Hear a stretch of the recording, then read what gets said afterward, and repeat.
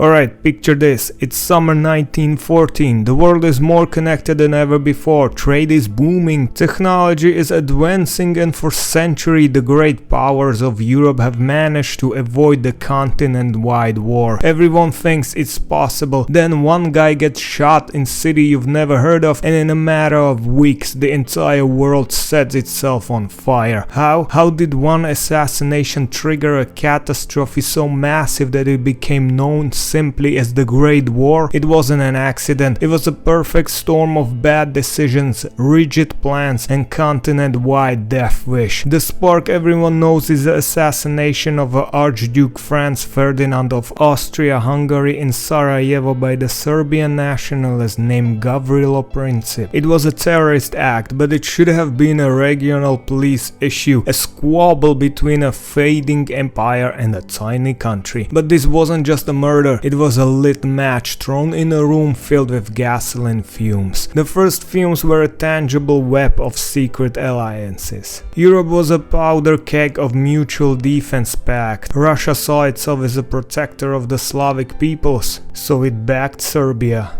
Germany was allied with Austria-Hungary. France was allied with Russia. Britain was tied to France. It was a chain reaction waiting to happen. When Austria-Hungary, with Germany's enthusiastic backing, issued an impossible ultimatum to Serbia, Russia started to mobilize its army to help its little Slavic brother. And the moment Russia started to mobilize, the clock started ticking. This brings us to the second problem, the cult of the timetable. The great powers had spent decades crafting elaborate, color-coded war plans. Germany had the infamous Schlieffen Plan, a precise, rigid schedule to knock out France quickly by swinging through Belgium before turning to face Russia. These plans weren't strategies, they were doomsday machines. Once you started them, you couldn't stop them. When Russia began mobilizing, Germany saw its window closing and activated the Schlieffen Plan, which automatically meant invading Belgium. And invading Belgium was the one thing that was guaranteed to bring Great Britain into the war. The third and most terrifying ingredient was the mindset. For decades, a new philosophy had been brewing among the military and political elite of Europe. It was the idea the war was not just necessary evil, but a good thing. It was a glorious cleansing act that would forge stronger nations and heroic men. They saw peace as a decadent and boring. They were bored